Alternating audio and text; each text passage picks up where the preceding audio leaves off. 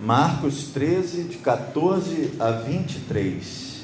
Ora, quando vós virdes a abominação do assolamento que foi predito estar onde não deve estar, quem lê, entenda, então os que estiverem na Judéia fujam para os montes, e o que estiver sobre o telhado não desça para casa, nem entre a tomar coisa alguma de sua casa, e o que estiver no campo não volte atrás para tomar o seu vestido.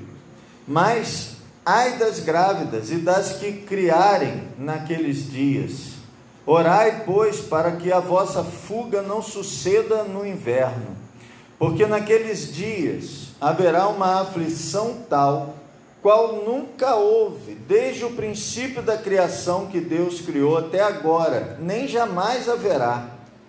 E se o Senhor não abreviasse aqueles dias, nenhuma carne se salvaria, mas por causa dos escolhidos que escolheu, abreviou aqueles dias. E então, se alguém vos disser, eis aqui o Cristo, ou ei-lo ali, não acrediteis, porque se levantarão falsos cristos e falsos profetas, e farão sinais e prodígios para enganarem, se for possível, até os escolhidos. Mas vós vede, eis que de antemão vos tenho dito tudo. Pai querido, mais uma vez nós estamos diante da Tua palavra, santa, viva e eficaz. E, ó Deus, com toda reverência nós nos colocamos diante desta palavra, com temor e tremor, ó Deus, com muita humildade, diante de todos os servos do Senhor que ao longo do tempo têm interpretado esse texto tão complexo. Ó Deus querido, então nós te pedimos que o Senhor ilumine nossas mentes, nossos corações, que o Senhor transmita a nós exatamente aquilo que o Senhor tem para nós nesta noite, que aplique essa palavra a nós e nos abençoe no nosso viver, que esta palavra vá e cumpra o propósito para o qual o Senhor a está enviando nesta hora. Em nome de Jesus, amém. Amados, esse texto, como eu falei na oração, é um texto complicado, difícil, de difícil interpretação.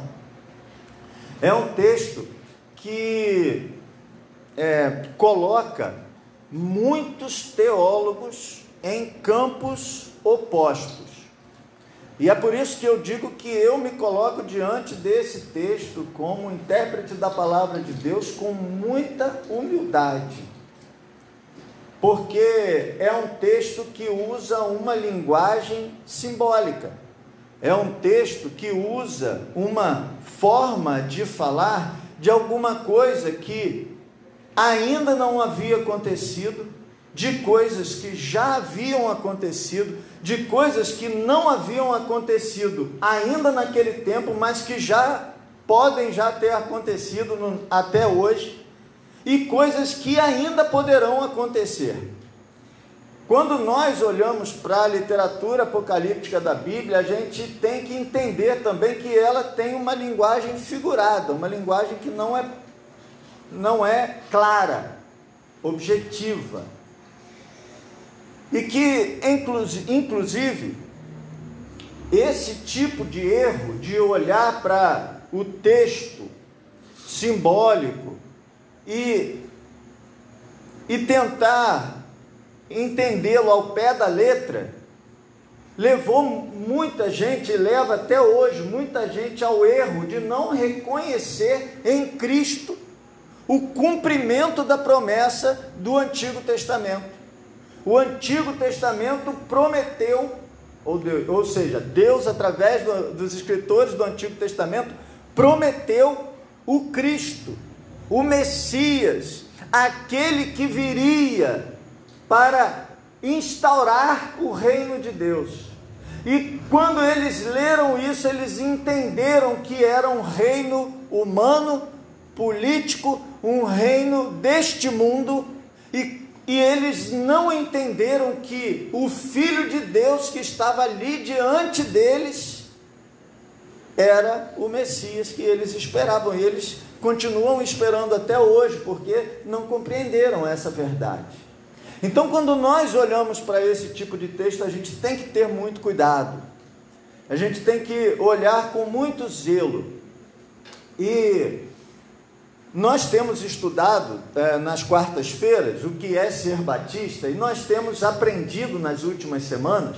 Você pode olhar aí no nosso canal do YouTube, tem a playlist completa da série O que é ser batista. Nós estudamos toda a história do cristianismo, a história dos batistas até chegar aqui na nossa igreja, e nós estamos estudando a declaração doutrinária da nossa Convenção Batista Brasileira, que é o nosso documento, a nossa declaração de fé, o que é que nós acreditamos.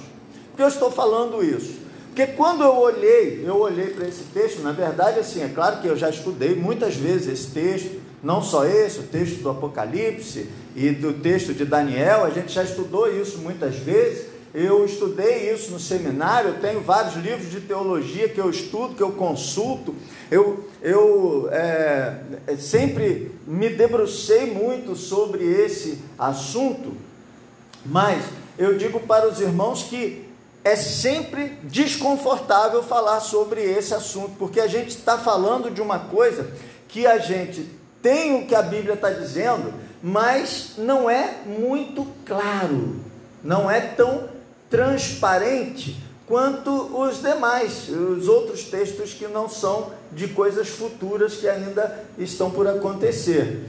Então, eu fui olhar hoje, mais uma vez, a declaração e o que ela diz a respeito disso, e aí eu quero, assim, com toda segurança, dizer aos irmãos que os batistas, eles não firmam um posicionamento a respeito de escatologia, que é o estudo das últimas coisas, daquilo que vai acontecer para frente, que é um assunto que a gente gosta muito, é um assunto que dá muito filme, né? É um assunto que a gente sempre se agrada de ver, mas a nossa denominação batista, ela não se posiciona, algumas outras sim se posicionam, a maioria inclusive se posiciona por uma visão pré-milenista, que diz assim: Jesus vai voltar, vai instaurar um reino de 1000 anos na terra e depois levará consigo os seus escolhidos. Sinceramente, olhando para a Bíblia como um todo, não consigo entender que Jesus vai voltar, vai ficar e depois vai de novo. Eu acho isso tudo muito fantasioso e muito difícil de se administrar na Bíblia. Então, a nossa declaração diz que Cristo vai voltar e esse vai ser o fim, e ele vai levar os dele com ele. Então, o pré-milenismo já caiu.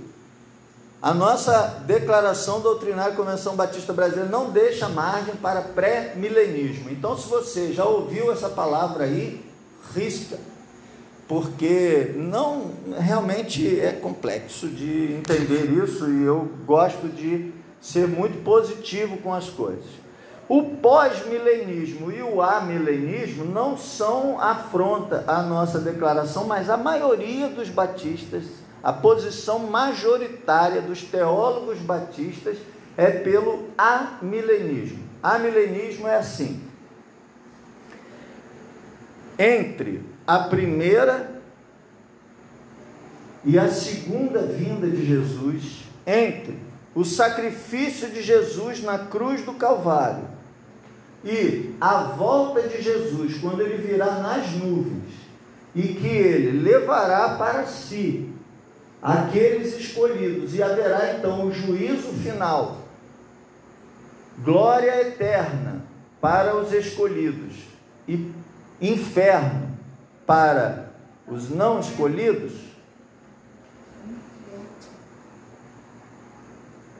É isso que vai acontecer. É isso que nós estamos vivendo. Esse intervalo de tempo entre a primeira e a segunda vinda de Jesus é o milênio.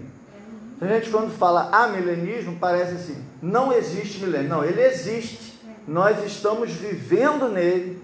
Isso é um assunto assim, muito bom. Eu estou vendo que os irmãos estão assim, vibrando com esse assunto, né? Nós estamos vivendo, esse é um tempo presente, o tempo do milênio é o tempo que nós estamos vivendo. Jesus vai voltar em definitivo para levar os seus com ele. E, caminhando nessa direção, nós vamos olhar para esse texto e vamos ver que algo aqui já havia se cumprido antes de Jesus, e que nós estamos vivendo o tempo que aguardamos a volta de Jesus, e esse tempo é o tempo do milênio e também é o tempo da tribulação. Quando a Bíblia fala na tribulação, grande tribulação, é o que nós estamos vivendo. Esse período nós não dá para entender o pré-tribulacionismo, que vai chegar no final e vai ter aquele para arrasar. Essa tribulação, ela vai aumentando, porque na semana passada, nós vimos no texto da semana passada, que ele falava no princípio das dores. O princípio das dores nós falamos, tem a ver com o parto. E aí, como é que é o parto normal? Você tem o princípio das dores, e aí vai acontecendo o quê? As contrações, elas vão aumentando em frequência, não é isso, irmãs? Me ajudem, confirma aí. Você começa devagarinho, aí depois vai aumentando, aí quando chega no final dá aquela dor, e aí o neném nasce. Malê já confirmou. Então, veja, nós estamos vivendo um período de tribulações. Eu passo por tribulações na minha vida, você passa por tribulações na sua vida, certo? Essas tribulações estão ficando cada vez mais frequentes, você concorda com isso? As coisas aconteciam em um certo intervalo de tempo. E agora é terremoto, é guerra, é tudo, é pandemia, é tudo ao mesmo tempo. E aí vem uma coisa, a gente nem se acostumou com aquela, e já vem outra, e já vem outra, e mais outra, e mais outra. E a gente entende que o mundo está cada vez mais caótico. E então a gente percebe que existe sim esse elemento de parto. É um parto que nós estamos esperando. Qual é o nascimento? É a volta de Jesus. É o parto que nós estamos esperando. Então nós estamos num período que vai se agudizando a cada dia. Por que é bom a gente entender isso tudo? Porque, irmãos, nós já vimos semana passada, vamos confirmar. Não é para marcar data. Dá para saber se vai ficar mais agudo? Não tem como a gente saber. Se vai ser daqui a 10 minutos, porque, assim, sinceramente, eu estava lendo isso aqui, olhando para essa pandemia que a gente está aí, e assim, isso é uma grande tribulação que nós estamos vivendo, irmãos. Eu não sei você, mas eu choro constantemente, querendo ver os irmãos sem máscara, querendo ver os nossos bancos para a gente usar, podendo abraçar os irmãos. Você viu aí, foi ontem, né? Dia do abraço. Que dia do abraço mais sem jeito, né? Ainda bem que a gente tem abraço em casa. Então, irmãos, vamos ao texto. e vamos olhar o sermão profético. Ora, quando vós virdes a abominação do assolamento, que foi predito estar onde não deve estar, quem lê entenda, então os que estiverem na Judéia fujam para os montes. Essa fala de Jesus aqui, quando ele diz assim, que foi predito, ele está se referindo a um texto lá em Daniel capítulo 12, verso 11, abra e leia comigo.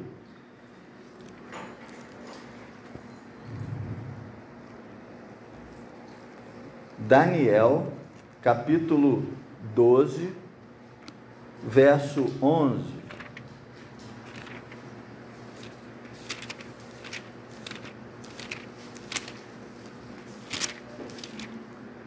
Que diz assim: e desde o tempo em que o contínuo sacrifício foi tirado e posta a abominação desoladora, haverá 1290 dias.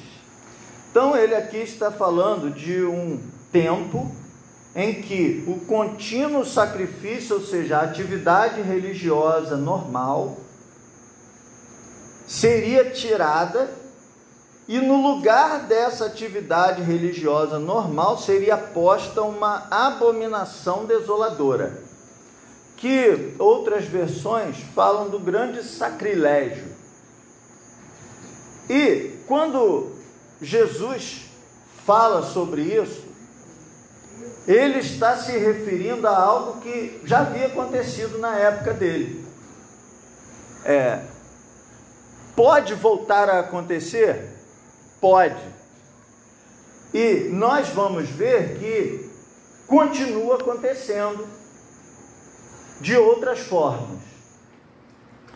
Então, isso aqui se cumpriu, essa profecia de Daniel 12, 11, do grande sacrilégio,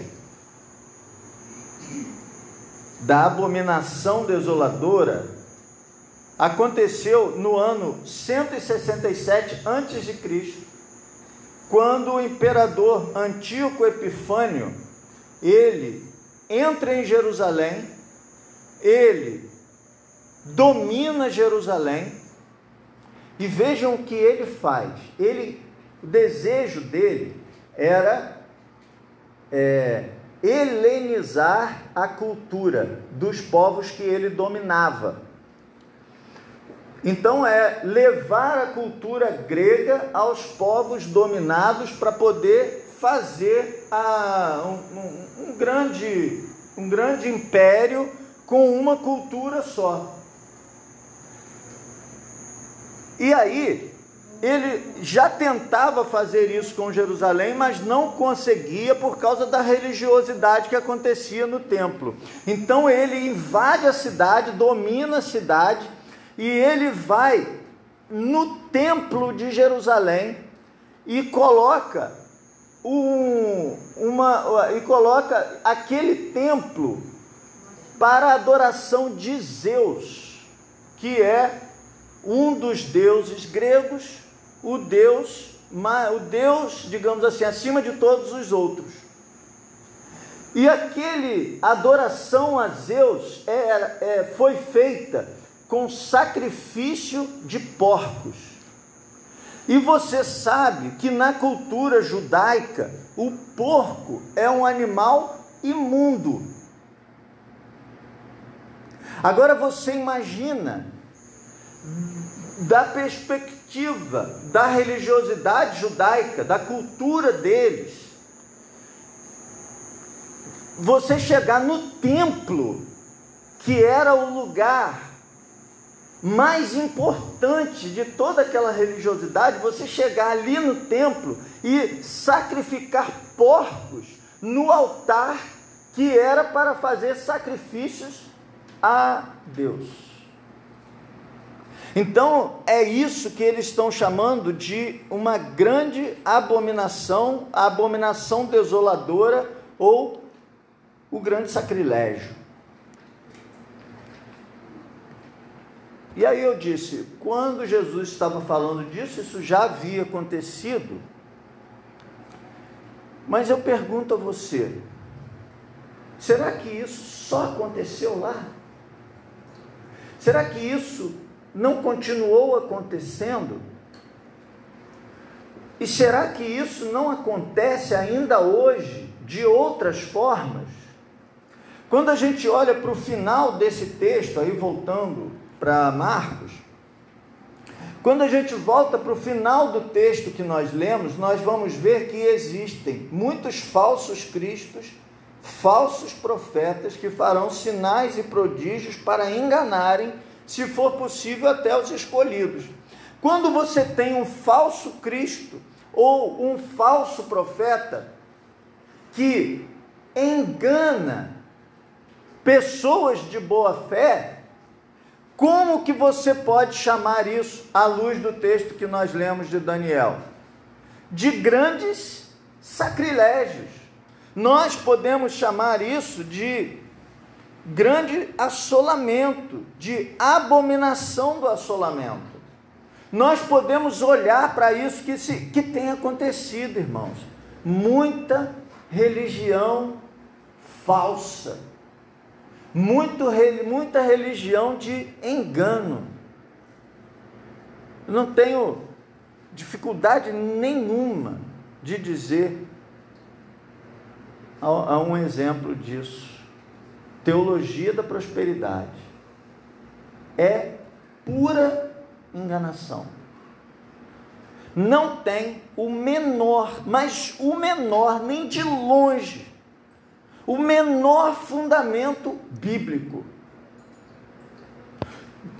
Pegam qualquer texto da Bíblia e torcem de qualquer maneira para fazer esse texto dizer que é para você dar dinheiro. Que se você der dinheiro, Deus vai te enriquecer.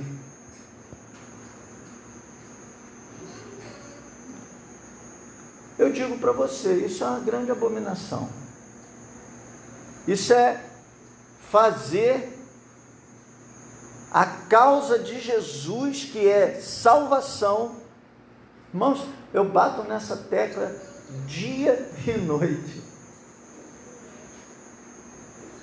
O que Jesus tem de melhor para você é salvação.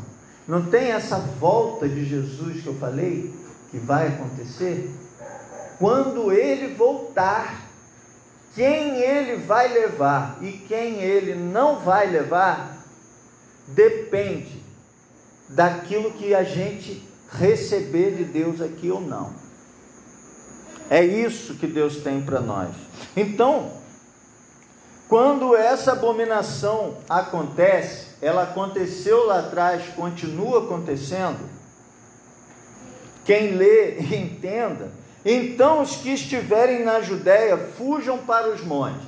E aqui ele está falando assim, quem estiver na Judéia, fuja para os montes. Por quê? Porque houve aquela perseguição lá, no ano 167, antes de Cristo, mas voltou a haver uma outra destruição em Jerusalém, e essa foi não só uma destruição do ponto de vista, digamos assim,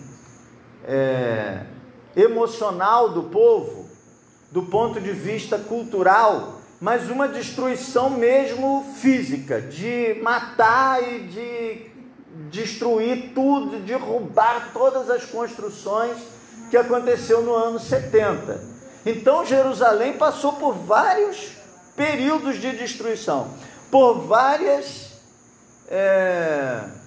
tribulações, assim como nós passamos por várias tribulações, né? Eu já passei por várias tribulações, já passei por tribulação financeira, já passei por tribulação de saúde, já passei por tribulação de saúde, já passei por tribulação de saúde, já passei por tribulação de saúde, de novo. Então essas tribulações, elas vêm acontecendo, umas são maiores, outras são menores, mas elas vêm acontecendo. Então os que estiverem na Judéia, fujam para os montes, e o que estiver sobre o telhado, não desça para casa,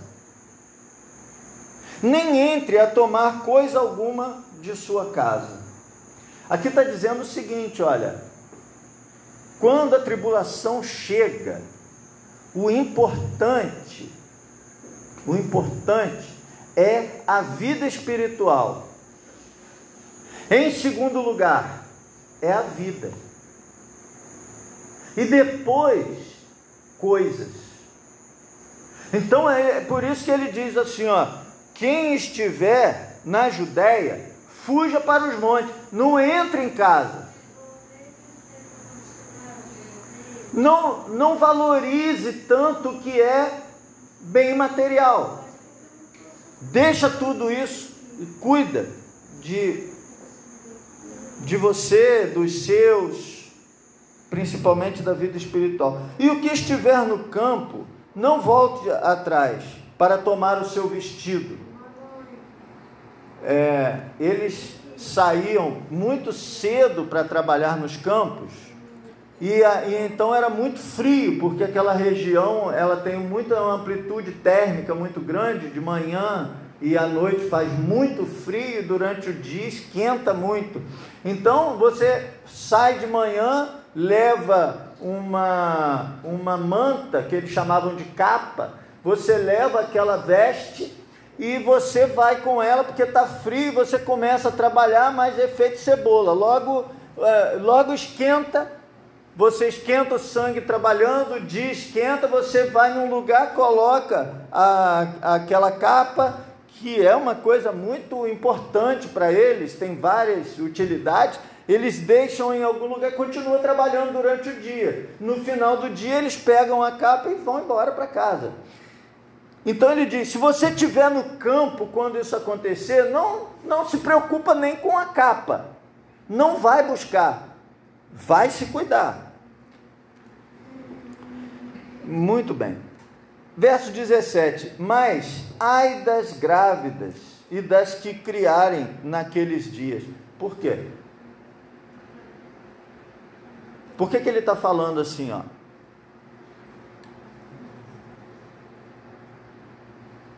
Não entre em casa, quem tiver na Judéia fuja para os montes, quem tiver em cima do telhado não desce, vai embora, não entra em casa, quem tiver no campo não volta para pegar a capa, e ai das grávidas. Por quê? Está dando para entender essa lógica? O inimigo se aproxima. Quando o inimigo se aproxima, você faz o quê? Você dá no pé. E você não vai ficar preocupado com coisas que vão ficar para trás. Você salva o que é mais importante.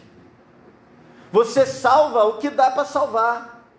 Na vida é assim, irmãos. A gente tem que saber perder para ganhar. A gente tem que saber abrir mão para poder continuar. Muitas vezes a gente fica parado pensando uma coisa que não é aquilo que a gente tem que estar pensando. A gente já tem que estar olhando para frente. Segue para frente. A gente vive muitas tribulações e a gente vai deixando capa pelo caminho, e a gente vai deixando casa pelo caminho, e a gente vai deixando bens materiais pelo caminho. A gente não pode ficar preso a essas coisas não podem nos prender. Nós temos que estar livres disso. Percebe por que a teologia da prosperidade ela causa um asco tão grande em quem lê a Bíblia e estuda? Porque ela diz exatamente o contrário disso. Aqui ele está falando seguramente do que aconteceria no ano 70, quando Jerusalém foi invadida e teve que todo mundo fugir, e as grávidas. Fica mais difícil fugir, fica mais difícil correr quem está com criança pequena, as que criarem naqueles dias, quem está com criança pequena. Então você se cuida conforme dá, você corre conforme dá, você luta conforme dá. Nós vivemos essa tribulação desse jeito, irmãos. Às vezes não dá para se proteger, às vezes não dá para se garantir, a gente faz o que dá. A gente está vivendo exatamente isso nesse tempo. Eu estava olhando isso e falei assim, meu Deus, muito obrigado por Deus esse texto agora. Porque a gente está vivendo esse tempo que não dá para a gente se garantir 100%. A gente não está vivendo um tempo normal, a gente está vivendo um tempo de grande tribulação. Um tempo que a gente tem que se proteger, mas a gente sabe que a gente se protege, mas não consegue se proteger de tudo. Totalmente. Tem pessoas mais frágeis, tem pessoas menos, tem pessoas mais expostas, tem pessoas menos expostas. Tem gente que consegue mais ficar em casa por causa das suas atividades de vida. E tem gente que tem que estar na rua, que tem que estar trabalhando, que tem que estar lidando com o público. Cuida do que dá e deixa o resto para Deus. Na aflição é assim. 18. Orai, pois, para que a vossa fuga não suceda no inverno. Porque no inverno você larga casa para trás, você larga capa para trás, você larga tudo para trás, e aí? Sofrimento é maior.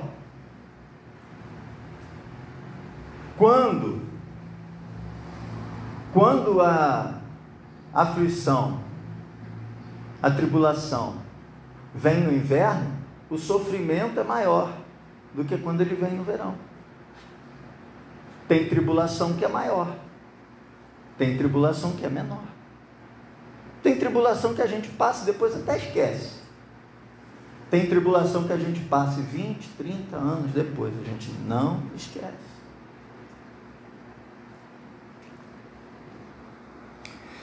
19. Porque naqueles dias haverá uma aflição tal, qual nunca houve, desde o princípio da criação que Deus criou, até agora, nem jamais haverá. Com toda sinceridade, isso já aconteceu ou não aconteceu? Não sabemos. Com toda sinceridade. Mas tem uma aflição dessa. Eu espero que seja aquela lá do ano 70. Tem muito estudioso que diz, é a do 70 que ele está falando. Eu espero que seja. Mas não dá para bater o martelo aqui. Pode não ser do 70, pode ser lá no final. Ou pode ser essa que a gente está vivendo. Não sabemos do que ele está falando aqui. O que sabemos é o seguinte: tem aflição maior, tem aflição menor. Nós estamos vivendo uma tribulação que eu ouso dizer que é maior do que todas as outras, porque é global. Do país mais pobre ao país mais rico, estamos todos no mesmo barco, um com grau maior, outro com grau menor, é verdade, mas estamos todos atribulados nesse tempo. Dá para saber.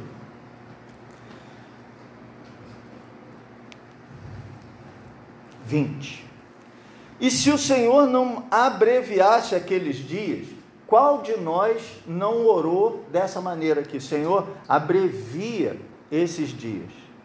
Irmãos, sejam sinceros comigo. Quanto tempo você achou que essa pandemia ia durar? Teve gente que achou 15 dias. Quem achou 15 dias não foi assim, sem sentido não, porque já tínhamos visto a gripe aviária, suína, não sei qual, H1N1, eu sei porque eu peguei ela, entendeu? E eu fiquei uns dias preso em casa, as pessoas iam lá levar comida para mim, entendeu? E aquela levou 15 dias. Então, quando começou, teve gente que achou 15 dias. Eu digo com sinceridade, eu achei 3 meses. Nós vamos ficar 3 meses, vamos dar um jeito aí, achar um tratamento e depois volta a vida que segue. Muita gente achou 3 meses. Mas, irmãos, nós já estamos quase 2 anos. Irmãos. Quase 2 anos não, mais de 1 ano e pouco. E esse troço parece que não tem fim. Entendeu? Esse negócio de variante, isso é um sofrimento. Porque qualquer hora aparece uma variante dessa daí que fura a vacina e acabou. Aí pronto, o esforço todo foi por água abaixo. O vírus está se modificando? Não sabemos.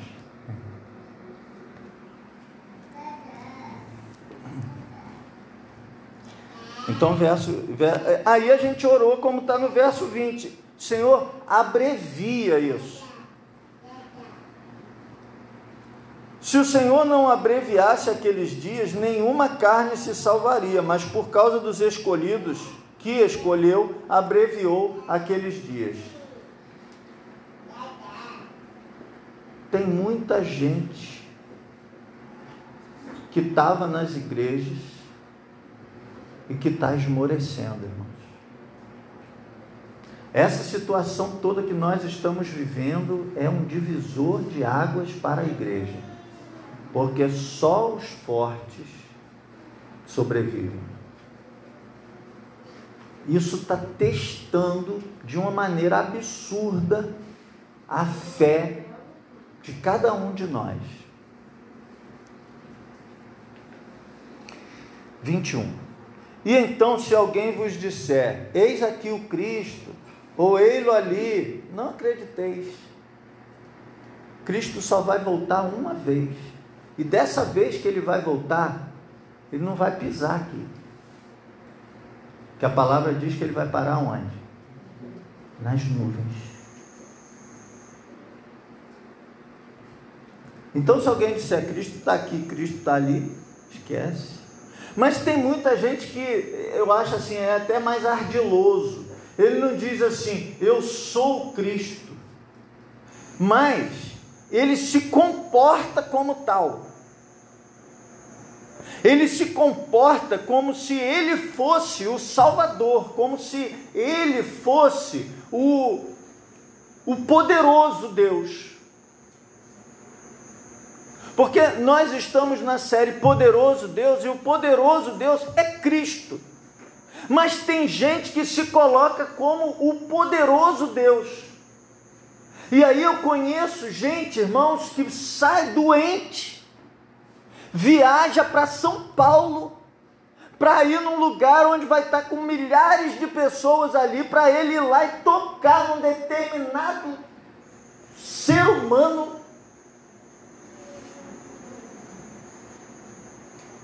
buscando a cura. É disso que nós estamos falando. Vai lá, porque ele vai fazer. Não acrediteis, porque se levantarão falsos cristos e falsos profetas.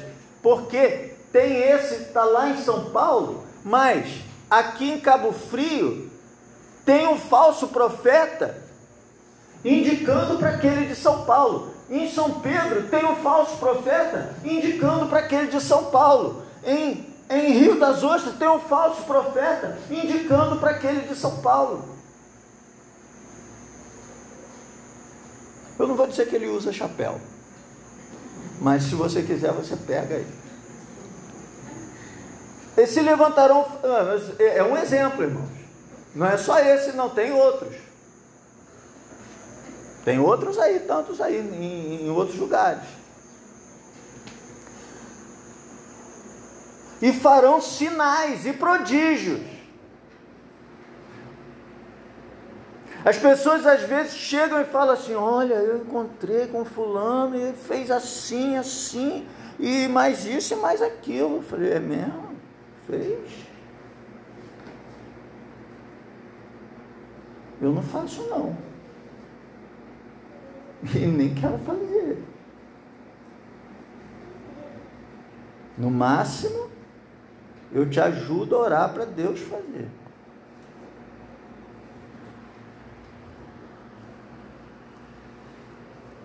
E pior, para enganarem, se for possível, até os escolhidos. Se for possível. Mas não é possível.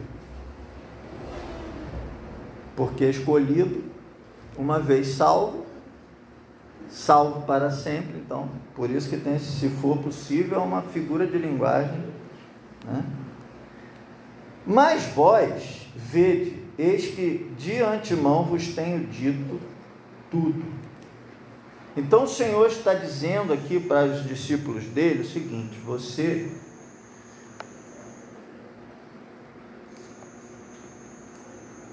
já passou por tribulação, talvez esteja passando por tribulação, e certamente, se você não morrer antes, vai passar por mais tribulação. E essas tribulações, elas são como dores de parto.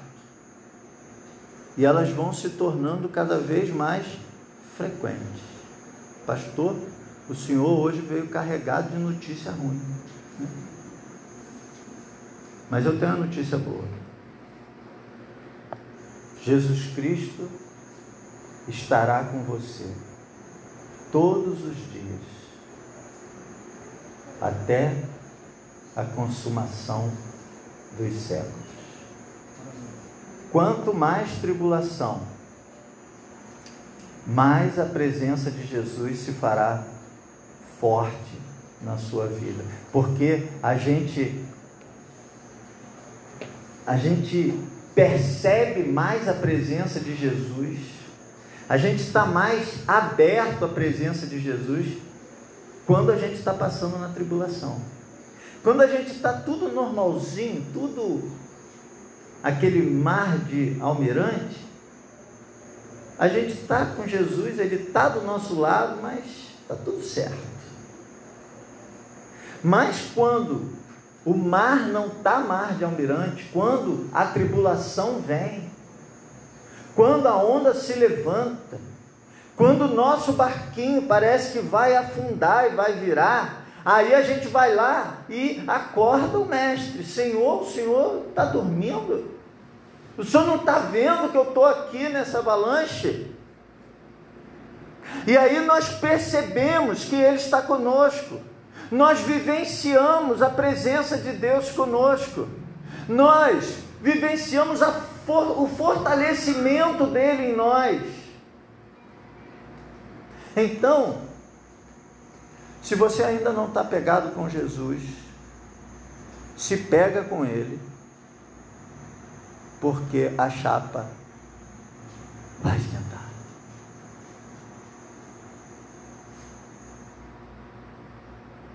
Diz que quem não vem pelo amor, vem pela dor. E dor é o que não tem faltado. Aí você escolhe se você vai querer passar por essas tribulações sozinho ou acompanhado daquele que pode todas as coisas e que quer cuidar de você. Eu gostaria que você fechasse os seus olhos e elevasse o seu pensamento a Deus e glorificasse ao Senhor, porque Ele está contigo. Porque apesar desse cenário de caos, de tribulação que nós estamos vivendo e que se apresenta diante de nós através desse sermão profético, que apesar disso tudo, nós temos fé, força e estamos cuidados e estamos entregues ao amor de Jesus.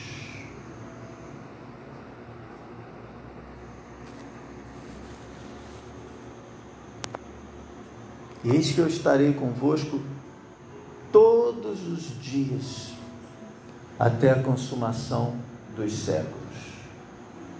Não importa qual seja a tribulação, não importa a duração da tribulação, não importa o quão aguda seja a tribulação, não importa o quanto doa, não importa, Jesus está contigo. Jesus está contigo e não te desampara.